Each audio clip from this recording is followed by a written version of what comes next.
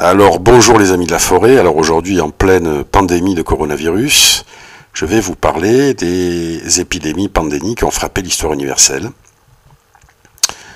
Alors tout d'abord une précision lexicale, une épidémie c'est une maladie infectieuse contagieuse mais localisée, alors qu'une pandémie c'est une maladie infectieuse contagieuse mais internationale qui touche tous les continents. Alors la première épidémie-pandémie qui nous est narrée c'est la peste d'Athènes, qui est racontée par Thucydide dans sa guerre du Péloponnèse. Thucydide qui est avec, je dirais, Hérodote, un des pères de l'histoire. Cette guerre du Péloponnèse qui va voir Athènes et Sparte s'affronter pendant 30 ans. Alors elle a touché la cité athénienne en 430 avant Jésus-Christ et a tué entre un quart et un tiers de la population, dont le célèbre Périclès. C'était certainement le typhus et non pas la peste. Mais à l'époque, on appelait, je dirais, ces maladies très contagieuses, on les appelait par le terme de peste. Alors, Thucydide va rompre avec la pensée magique d'Homère, qui cherchait les causes des événements historiques ou des événements chez les dieux de l'Olympe, alors que Thucydide, lui, va passer de la pensée magique à la pensée rationnelle, en essayant de trouver les causes objectives à cette pandémie. Et donc avec Thucydide, on passe d'une certaine manière de cette pensée magique à cette pensée rationnelle, qui illustre en fait ce qu'on a appelé le miracle grec, c'est-à-dire la naissance de la pensée scientifique. Alors par la suite, dans l'Empire romain, qui est un empire gigantesque, qui englobe tout le pourtour de la Méditerranée, évidemment, il va y avoir des pandémies, puisque les virus vont circuler avec les hommes sur les nombreuses routes maritimes et commerciales. Et notamment, il y aura la célèbre peste antonine, à l'époque de l'empereur Antonin. Alors nous allons faire un bond de près de 1000 ans, puisque nous allons parler de la peste noire, qui a touché l'Europe médiévale en 1347, et a ravagé le continent jusqu'en 1352, faisant entre 25 et 45 millions de morts, soit 30 à 50% de la population européenne, et autant de morts en Asie. En plus, elle est apparue lors de la guerre de 100 ans, le début de la guerre de 100 ans, ce qui n'a pas arrangé les choses. Alors évidemment, de nombreux chroniqueurs l'ont décrite, et le plus célèbre étant l'auteur florentin Boccace, qui dans son Decameron, livre 1, va narrer les ravages de la peste noire dans la ville de Florence. Alors cette peste est venue d'Asie, via les Mongols, qui à l'époque assiégeait la ville de Kaffa, un comptoir génois sur la mer Noire en Crimée, et les Mongols avaient pour habitude de catapulter leurs morts de la peste dans les villes assiégées pour infecter la population, ce qui était en fait une guerre bactériologique avant l'heure. Et lorsque les deux camps firent la paix, génois et mongols, les bateaux génois vaquèrent à leurs occupations commerciales et vont transmettre la peste dans tous les ports de Méditerranée, Constantinople, Venise, Gênes, Marseille. Virus qui, de ces ports, va se transmettre à l'Europe entière.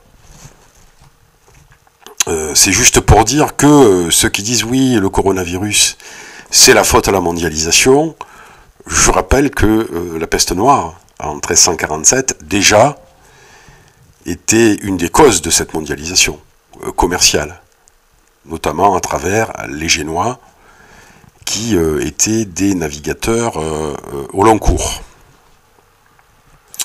Alors nous allons faire un bond de quasiment un peu plus de 500 ans pour parler de la grippe espagnole en 1918. Alors cette grippe espagnole, elle a frappé un peu le monde entier, puisqu'elle apparaît aux États-Unis en mars 1918, puis dans un camp militaire britannique à Rouen, et l'épidémie va se propager comme une traînée de poudre via toutes les armées qui étaient en guerre, puisque je rappelle qu'on était en pleine Première Guerre mondiale. Et si on l'a appelée espagnole, c'est donc non pas parce qu'elle venait d'Espagne, mais tout simplement parce que l'Espagne n'était pas en guerre, et c'est d'Espagne que sont venues les premières informations sur la pandémie. Puisqu'évidemment, les pays en guerre, pour ne pas saper le moral des soldats, n'avaient pas parlé de cette grippe espagnole, avaient totalement censuré les informations relatives à l'épidémie. Alors en quelques mois, la pandémie fit plus de morts que la Première Guerre mondiale. Selon l'Institut Pasteur, entre 20 et 50 millions de terriens moururent de la grippe espagnole, alors que la Première Guerre mondiale fit 8 millions de morts. Alors de nombreuses personnalités sont mortes de cette grippe, de type H1N1, comme le poète français Guillaume Apollinaire, le peintre Egon Schiele ou le président américain Woodrow Wilson. Enfin, une autre épidémie-pandémie, le sida, qui est apparu au début des années 80. Alors, ce virus avait la particularité, a toujours la particularité, d'attaquer les défenses immunitaires de l'organisme humain. Et donc, lorsqu'on contracte le sida, le corps humain, tout simplement, ne peut pas se défendre contre les autres maladies. Donc, on ne meurt pas du sida, mais on meurt tout simplement d'autres maladies, puisque nos défenses immunitaires sont totalement inefficaces. Alors, de 1980 à 2006, le sida a fait 25 millions de victimes sur tous les continents, et plus particulièrement dans les pays en voie de développement. Il a été surnommé au début le cancer gay, car il a frappé très violemment la communauté homosexuelle. Alors évidemment, ce virus ne touche pas que les homosexuels, mais aussi les hétérosexuels. Mais les homosexuels étaient plus exposés en fait que les hétérosexuels à cause de leurs pratiques sexuelles beaucoup plus libres et beaucoup plus à risque. Je rappelle que le sida, le virus se transmet par le sang. Et lorsque nous avons un rapport sexuel, il y a aussi contact entre les sangs. Alors beaucoup de personnalités ont été victimes du sida.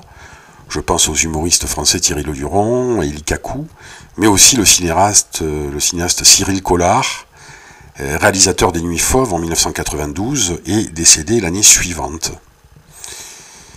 Et enfin, une autre personnalité américaine qui est décédée du sida et ce qui avait frappé les imaginations, c'est l'acteur américain Rock Hudson,